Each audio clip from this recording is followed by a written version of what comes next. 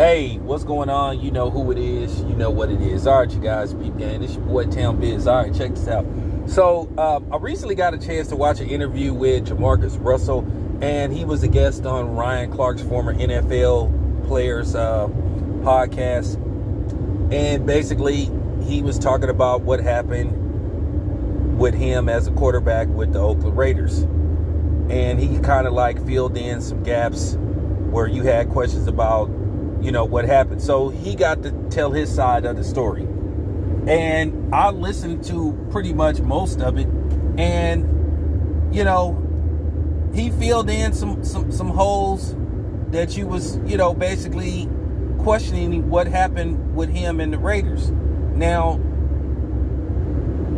was I buying everything he was trying to present to Ryan Clark and the audience that was listening? Well, there's still some question marks, and there was a little bit of inaccuracy about some of the things he said. Now, do I believe some of the stuff he said about what happened? Yeah. But he basically was saying in the short term that basically with the Raiders, he pretty much was put in a position where he was just, set up to fail. He basically said that the Raiders really didn't go out of their way to make him feel welcome. He said the coach really wasn't for him. And the coach at the time was Tom Cable, which a lot of people did not want him there, and they felt he wasn't experienced enough to be a head coach.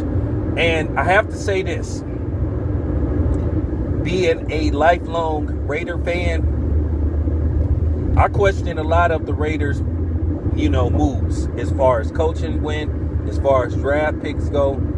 At the end of the day, I stand by what I said. I never thought the Raiders should have drafted JaMarcus Russell in the first place. Most people, or should I say most Raiders fans, wanted the Raiders to draft Calvin Johnson number 1. That's who people really wanted. Calvin Johnson was the best player in that draft. And it's proven based off the fact of the impact that he made playing basically only 8 seasons. And managed to get into the Hall of Fame on the first ballot. That's how good Calvin Johnson was. Calvin Johnson, if he was still playing now, Calvin Johnson probably would have had a chance to be probably the greatest wide receiver that ever played. But due to the fact that he had such a very short career, but based off the numbers that he put up, the eye test and basically the stat sheet would tell you that he was on pace to be better than Jerry Rice. That he could have been the greatest receiver that ever played the game. But we'll never know now. But that's who I wanted the Raiders to draft. I did not want them to draft JaMarcus Russell. And JaMarcus Russell also filled in some gaps and some holes that we was asking about his personality. The issue with lean. He said he had been on the lean since basically high school. He said the Raiders knew about it. Well, as far as that goes, that's up to him to stop drinking lean, to care about his football career, to quit. And obviously, at the same time where you hear he felt like they wasn't for him and that the coach was against him, well, sometimes what you got to do is motivate yourself to be like, I'm going to prove him wrong. I'm going to prove the naysayers wrong. So at the end of the day, where he say people was against him, he wasn't willing to prove them wrong. To me, he just gave up.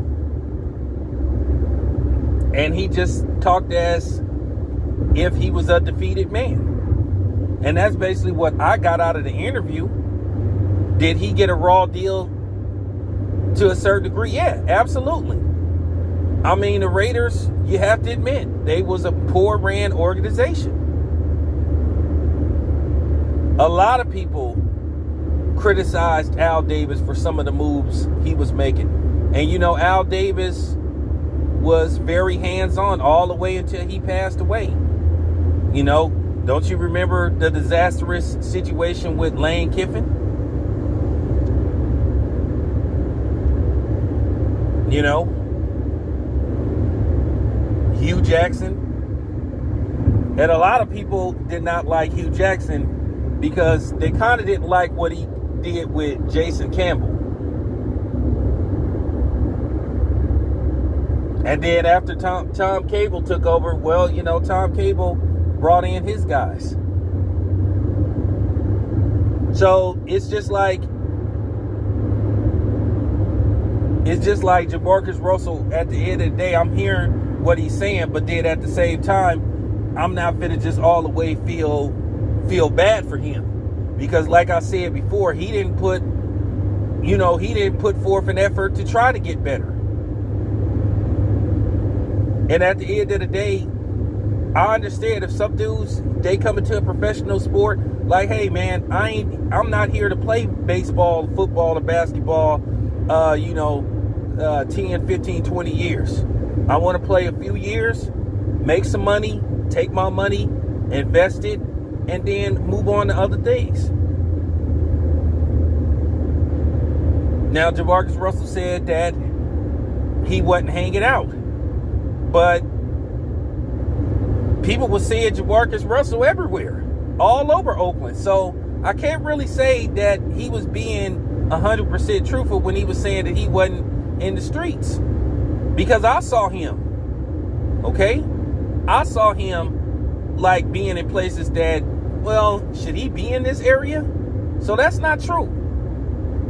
You know, I'm not calling him a liar, but at the same time, he's not accurate, to say the least, because I saw him. Now, I didn't walk up to him and approach him, because, you know, that's not my place to be like, hey man, what you doing here? It's not my place. Some people will, but that ain't my style. And this is way before I'm even thinking about doing any kind of media. You know, I'm doing all kind of stuff at the time. So, you know, I'm just really looking at the situation. You know, yeah, the Raiders were a poor ran organization. And to a certain degree, they still have issues. You know, has it gotten a little better since Mark Davis has took over? I guess you could say a little bit. But when his father was running the organization, it was one of them situations where, like I said, Al Davis was very hands-on. Because keep in mind, he was a former coach. He was a former coach, and, you know, he just was one of them dudes. He was so close to the situation.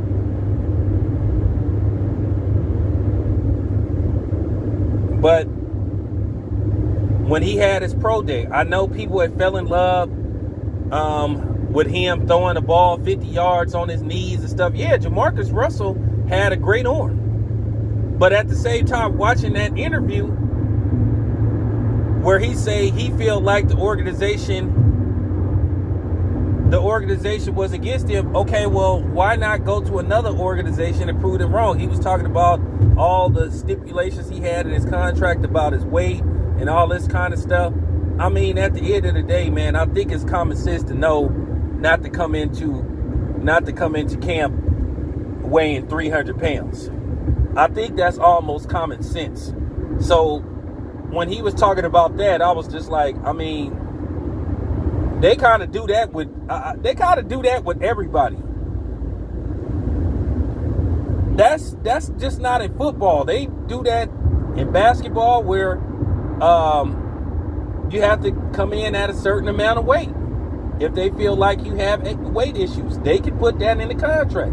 And at the same time, well, if he didn't know that was in the contract, then he have to blame that on his agent or his lawyer. Like, okay, that should have been explained to him. But then at the same time, like I said, how can you not understand when they tell you that you need to keep your weight down?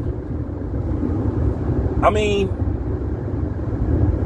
if you know anything about football, they put weight stipulations in your contract From the offensive line to the defensive line, like I said, they want you to weigh a certain amount. So like I said before, I'm not like going in on JaMarcus Russell, but it is some stuff that I question. Like I said, he told his side of the story, and that's fine. But was I buying everything he was selling in that interview? Absolutely not. Because if you in Oakland, you know what I'm talking about. So like I said before, the same time where he felt the organization wasn't for him, well, like I said before, why not take the opportunity to go somewhere else? And then keep in mind, he had got a tryout with, I think it was the Chicago Bears. They asked him to come in for a workout, and they said he tipped the scale at 300 pounds. And they just basically told him to go home. So if you know, like he said, that they want you to be a certain amount of weight, if you thinking that, okay, you want to continue to play football, you got to at least think, okay, well, I got to keep my weight down a little bit. And like I said, I understand when he was saying he was going through a lot of personal problems and all that kind of stuff, and I understand that, but sometimes you just gotta try to play through it. So that's just my take on the situation, you know, because like I said before, we all witnessed what happened with JaMarcus Russell. He just came across as a guy who just didn't care. And we've seen this before. Well, if you don't care, then I don't care. You don't want to help me, I'm not going to ask for help. So that's just pretty much how I saw the interview. But, you know, it was a good interview. I'm just giving you my take. Anyway, it's your boy Tail Biz. I'm out.